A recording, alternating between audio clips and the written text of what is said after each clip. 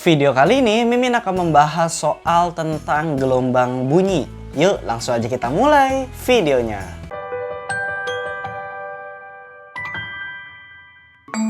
Oke, Mimin bacakan dulu soalnya ya.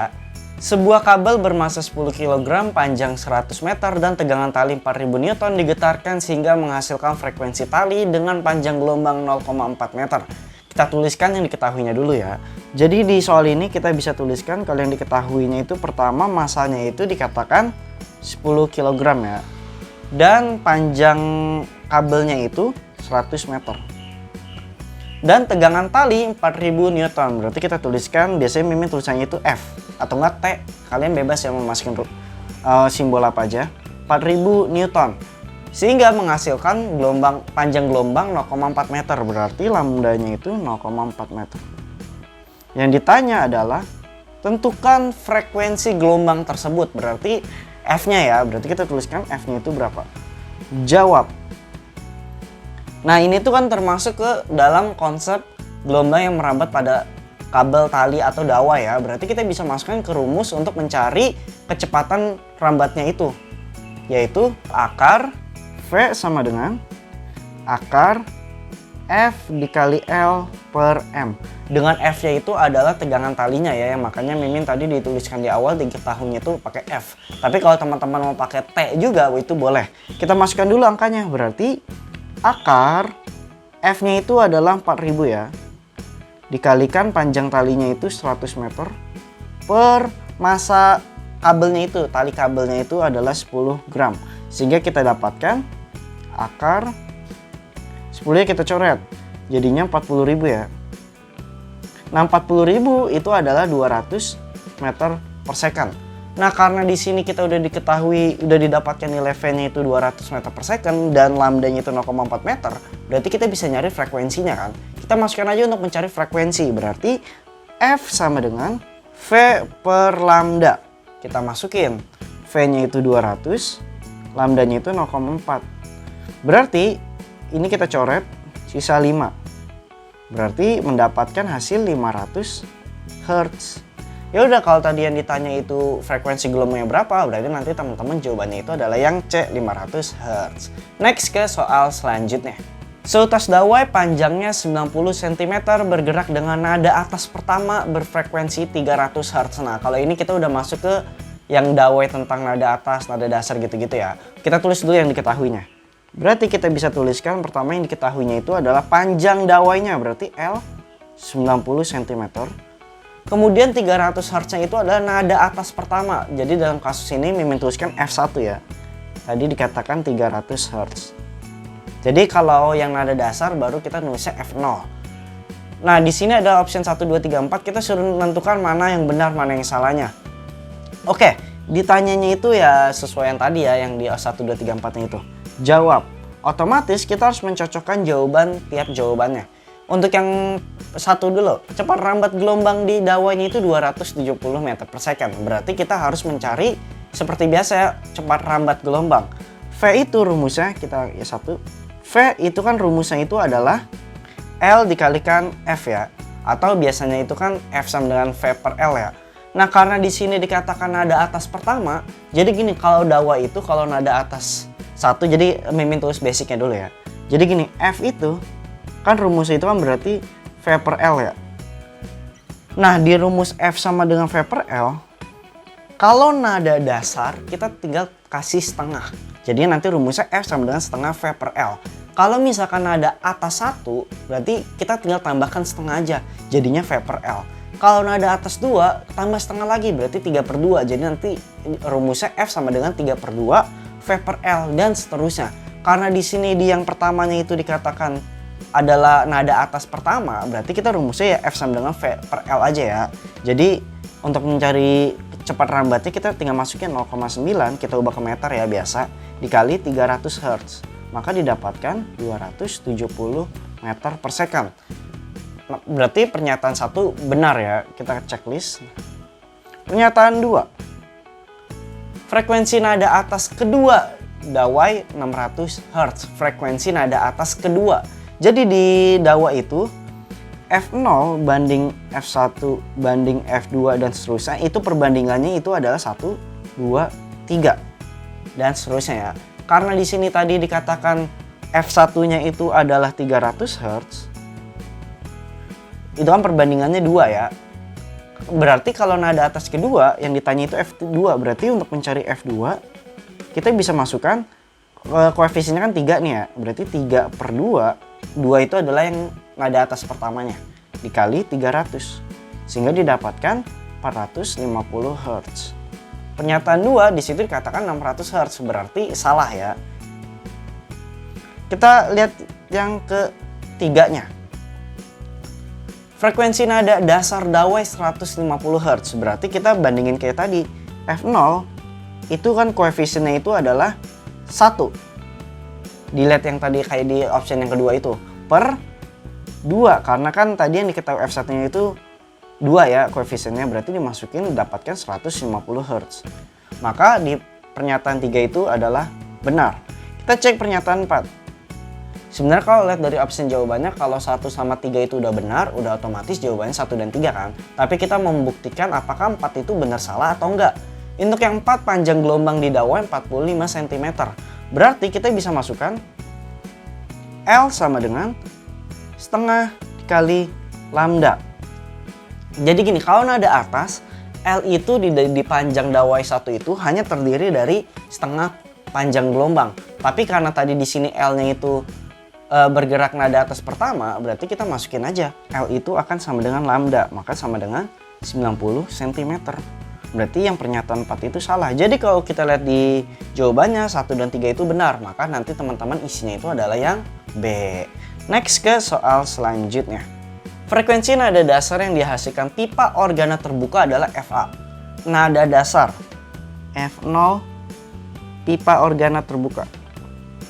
Pipa terbuka, Mimin tulisnya gitu aja ya biar simple. FA dan ini FA, sorry. Dan frekuensi nada atas pertama sebuah pipa organa tertutup adalah FB. Jadi FB-nya itu untuk pipa tertutup. Ingat kalau tadi kan pipa organa terbukanya itu katanya nada dasar. Ini berarti ketika F0 dan yang pipa organa tertutup adalah nada atas pertama, berarti F1 ya. Bila kedua pipa mempunyai panjang sama, maka FA banding FB itu berapa? Nah, ini konsepnya mirip seperti yang kayak tadi di nomor 2. Jadi kan di sini ada pipa organa, pipa terbuka. Kalau pipa organa terbuka itu konsepnya sama seperti dawai yang tadi udah kita bahas. Jadi kenaikannya itu setengah. Jadi setengah, kalau nada atas 1, 1, kalau nada atas 2 berarti 3/2. Tapi kalau di pipa tertutup itu dimulai dari 1/4. Jadi dari 1/4 ditambah setengah, 3/4 ditambah setengah, 5/4 dan seterusnya.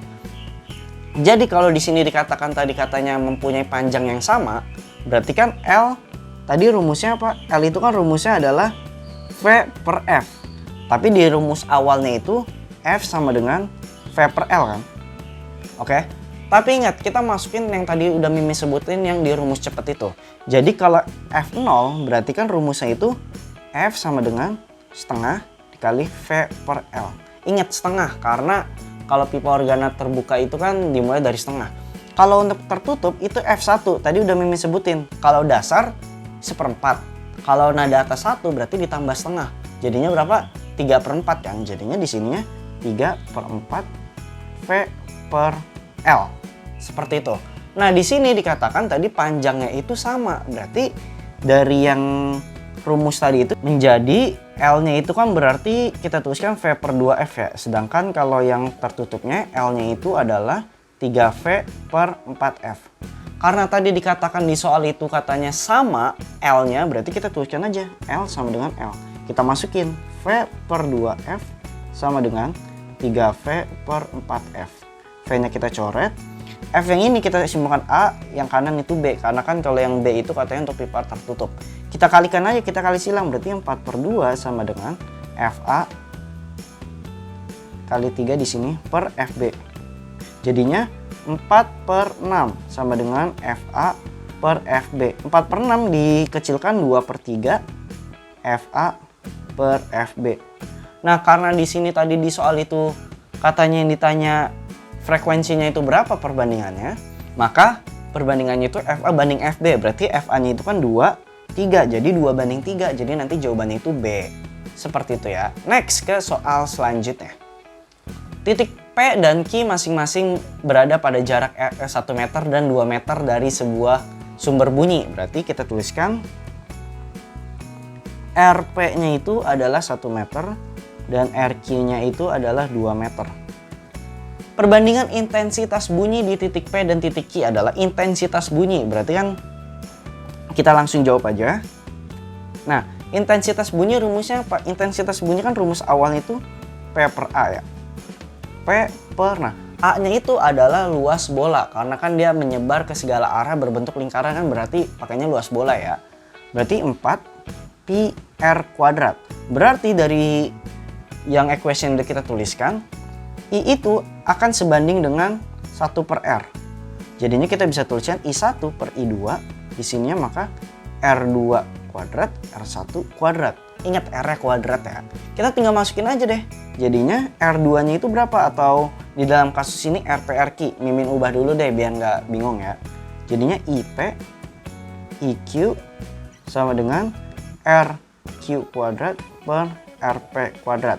Kita masukkan. RQ-nya itu adalah 2 kuadrat. RP-nya 1 kuadrat. Jadi 4 per 1 ya. 4 per 1. Jadi kalau tadi ditanya perbandingan intensitasnya, berarti nanti jawabannya itu adalah yang E, 4:1. Next ke soal selanjutnya. Intensitas bunyi mesin jahit yang sedang bekerja adalah 10 pangkat minus 9. Intensitas berarti I-nya itu 10 pangkat minus 9 Weber per meter persegi. Untuk intensitas ambang bunyi itu udah pasti 10 pangkat minus 12 ya, itu udah tetapan. Maka taraf intensitas bunyi dari 10 mesin jahit identik yang sedang bekerja adalah ditanya ketika N-nya itu 10 mesin. Ditanya berapa TI-nya. Ketika N-nya itu dibunyikan 10 mesin secara bersamaan ya. Nah berarti untuk lebih memudahkannya kita nyari nilai TI-nya dulu ya. Sekalian kita review tentang taraf intensitas. Jadi TI itu rumusnya adalah 10 log I per I0. Jadi kita masukkan 10 log I-nya itu 10 pangkat minus 9 per 10 pangkat minus 12. Jadinya 10 log 10 pangkat 3. Nah kalau di logaritma, kalau 10 pangkat 3 kan berarti nilai log 10 pangkat 3 itu adalah kita turunkan aja 3-nya itu ke depan. Berarti 3. 3 dikali 10 berarti 30 desibel. Nah 30 desibel ini adalah taraf intensitas bunyi ketika mesin jahit itu dibunyikan satu mesin aja. Tapi di sini ditanyakan ketika 10 mesin, berarti kita masukkan aja TI2 sama dengan TI1 plus 10 log N. TI1-nya itu adalah 30 ditambah 10 log N-nya itu adalah 10 mesin jahitnya 10. Maka didapatkan 30 ditambah 10 sama dengan 40 desibel. Jadi kalau tadi ditanya berapa taraf intensitas dari 10 mesin jahitnya itu, berarti nanti teman-teman isinya itu adalah yang C, 40 desibel. Next ke soal selanjutnya. Pada jarak 4 meter dari sumber bunyi, intensitasnya 60 desibel. Oke, diketahui R-nya itu 4 meter, menghasilkan TI sebesar 60 desibel. Nah, katanya ketika jaraknya 40 meter, TI-nya itu menjadi berapa gitu kan. Nah berarti kita masukkan aja rumus hubungan antara taraf intensitas dengan jarak. Kalau teman-teman masih ingat, kita tuh tinggal masukin rumus ini aja. TI2 sama dengan TI1 minus 20 log R2 per R1. Di sini ada yang pakai kuadrat, ada yang ditambah, itu tergantung dari log berapanya. Kalau di sini Mimin tuliskan log R2 per R1, jadi nanti yang di samping lognya itu minus 20 ya. Kita masukin. TI1-nya kita anggap yang 60 tadi. Dikurang 20 log R2-nya itu berarti yang 40 meternya ya. 40 per 4. Jadinya 60 min 20 log 10. Log 10 itu kan 1 ya, jadinya cuma 60 min 20. Maka TI2-nya itu didapatkan nanti 40 desibel. Jadi di opsi jawabannya nanti teman-teman pilih yang D. Next ke soal selanjutnya ya. Cepat rambat bunyi di udara 340 meter per second. Oke, diketahui V-nya itu 340 meter per second. Ambulans dan truk saling menjauhi. Oke, saling menjauhi berarti ke sana ya gitu ya. Berarti di sini gini. Kita anggap ini truk, ini ambulans. Atau enggak kebalikannya sama aja ya. Ambulans bergerak dengan kecepatan 40 meter per second. Biasanya itu kan ambulans itu kan membunyikan sirene ya. Berarti kita katakan ambulans itu sebagai sumbernya. Jadi V sumbernya itu didapatkan 40 meter per second. Untuk V pendengarnya yaitu truknya itu 20 meter per second ya. 20 meter per second. Jika ambulans membunyikan sirene dengan frekuensi 760 Hz, berarti itu adalah frekuensi dari sumbernya itu. Berarti frekuensi sumbernya 760 Hz. Dan yang ditanya adalah berapa sih frekuensi yang didengar oleh truknya itu atau F pendengar ya. Nah, berarti cara ngerjainnya kita masuk ke materi tentang efek Doppler. Jawab. Persamaan umum efek Doppler kan gini ya. Fp sama dengan V plus minus Vp per V plus minus Vs dikali frekuensi sumber. Nah, cara nentuin positif atau negatifnya gimana? Jadi gini logikanya ya. Pendengar itu kan ada di atas yang atau kita sebut sebagai pembilang kalau di dalam pecahan. Kalau pembilangnya itu semakin besar berarti kan nilai frekuensi pendengarnya semakin besar ya. Kalau di kasus ini truknya itu menjauhi ambulans, berarti suara yang terdengar akan semakin kecil ya. Kalau semakin kecil berarti yang ininya itu harus bernilai negatif biar nanti makin kecil. Nah kebalikannya untuk yang frekuensi sumber, ketika dia menjauhi pendengar berarti kan dia suaranya itu akan semakin memudar ya ke frekuensi pendengar itu. Berarti karena di sini Vs-nya itu ada di bawah atau dikatakan sebagai penyebut, berarti kan penyebutnya itu harus makin besar biar nilai dari frekuensi pendengar itu semakin kecil. Ngerti ya? Berarti ini harus kita tambah. Nah mungkin nggak tahu sih ya kalau Mimin ngejelasinnya agak belibet atau enggak, tapi intinya seperti itu. Atau kalau kalian bisa tentang paham rumus atau ngerti rumus, hafal rumus, kalian bisa aja masukin berdasarkan yang kalian tahu aja.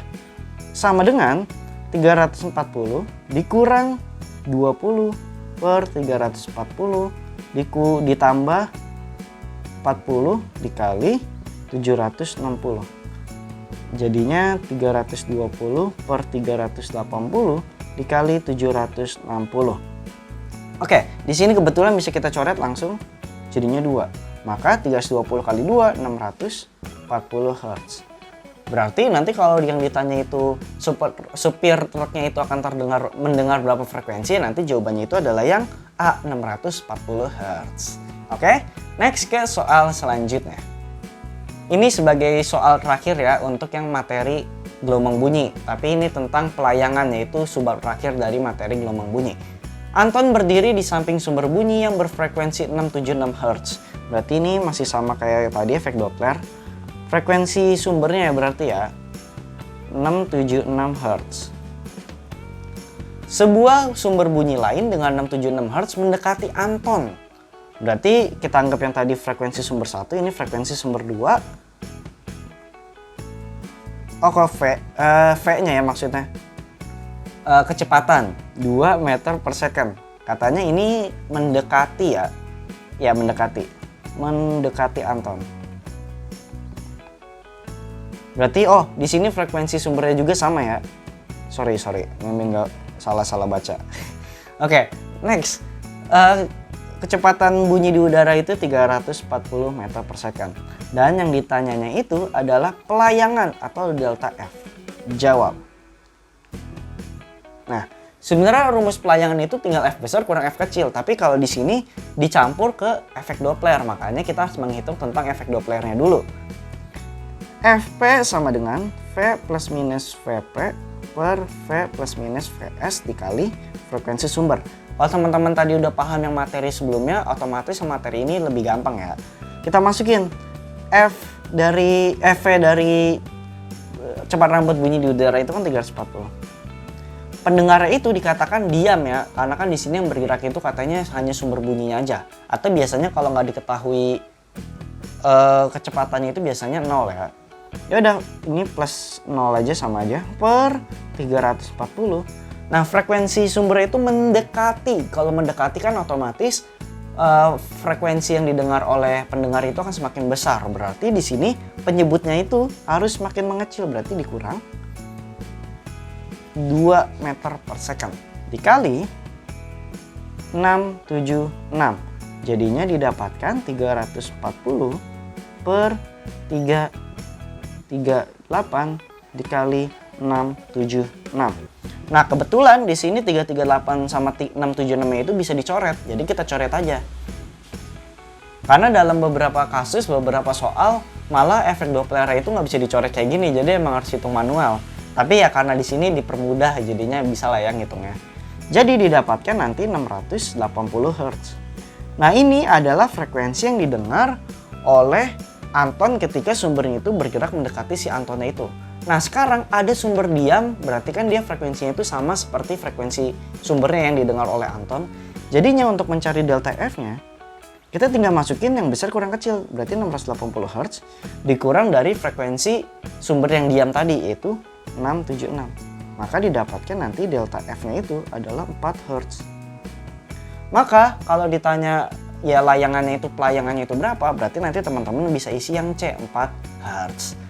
Cukup sekian pembahasan soal tentang gelombang bunyi dari yang gawai, pipa organa gitu sampai ke efek Doppler. Kalau emang ada yang pertanyaan yang mungkin tadi Mimin ngejelasinnya kurang jelas atau mungkin ada teman-teman yang mau request soal atau apapun, kalian bisa aja langsung tanya di kolom komentar ya.